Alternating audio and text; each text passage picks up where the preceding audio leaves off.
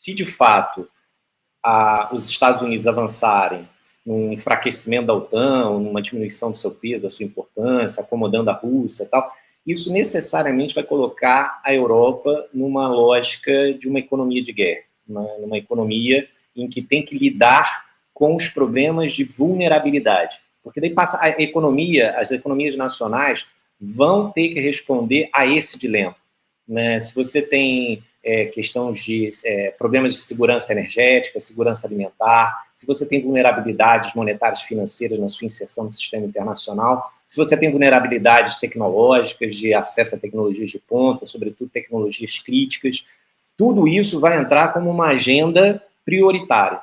E nesse processo é natural, né, digamos assim, a implosão de uma ordem liberal e as práticas de políticas econômicas dirigidas ao fortalecimento do capital nacional, à indústria nacional, aos setores nacional, à população, ao trabalhador nacional. Né? Então, prevalecendo essa lógica, digamos, da administração Trump, de, ao tentar reinserir a Rússia no sistema, porque a Rússia está fora do sistema econômico, está fora do sistema de segurança da Europa, porque a OTAN é voltada contra ela, tem sanções econômicas pesadas, tal. Essa reinserção, quero fazer um redesenho, colocar a Rússia, bota a Europa numa posição, como já discutido aqui, delicada. Né? E nessa resposta europeia a esse processo é a implosão da ordem liberal. Né? O Maringoni apontou nessa direção, do fortalecimento de uma forma bem detalhada, bem descrita,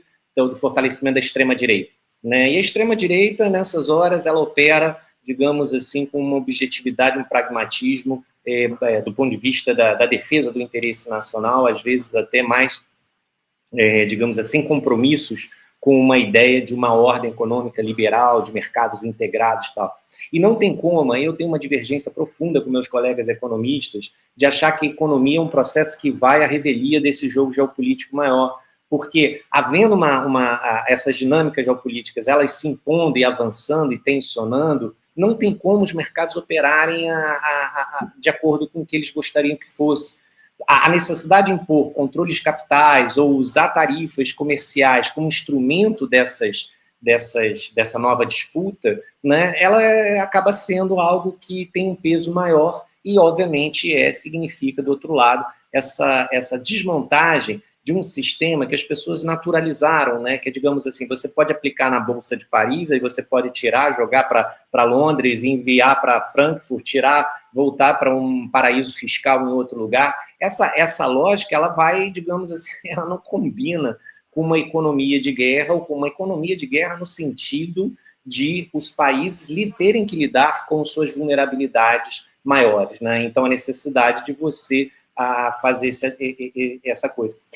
Por outro lado, o Trump já está claríssimo no Trump que toda essa retórica pesada de guerra comercial, de sanções, de ameaça aos países que falam de desdolarização do sistema, tem como, digamos, um ponto, tem como referência principal a China, obviamente.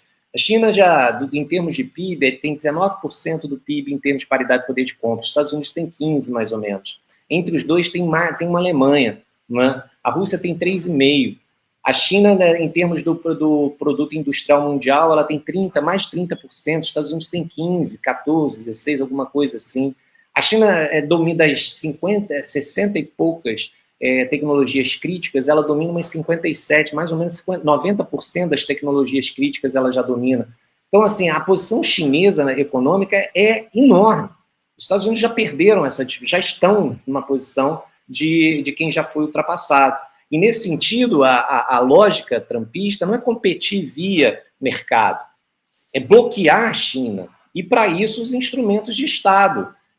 Digamos assim, a BlackRock, né, acabou de comprar dois portos dos dois lados do Panamá. Né? Isso está associado à pressão americana direto de Washington sobre o governo no Panamá para bloquear a passagem da China. Não significa, a China não precisa nem, de fato, estar se projetando para lá, mas é você resguardar essas regiões e evitar a projeção chinesa. Por isso, a coisa da Groenlândia e do Canadá é uma disputa do Ártico. que os Estados Unidos topam negociar com os russos, acomodar naquela região os russos, o controle daquela passagem, 50% para eles. Agora, os outros 50% são dos Estados Unidos. E qual é o objetivo dos Estados Unidos? Não é tensionar com a Rússia naquele espaço, até porque a Rússia, enfim, em termos de projeção no Ártico, ninguém, assim, é o que está nadando de braçada, mas é bloquear a passagem da China. Então é como se eles já tivessem pensando lá na frente, como todo mundo opera nesse jogo, é você já pensar cenários lá na frente, que é, você tem que controlar as passagens, as rotas, bloquear os países, né, digamos, suscetíveis. Eu poderia citar aqui no caso a Arábia Saudita, né, com relação aos BRICS. Foi convidada a entrar e até agora não entrou.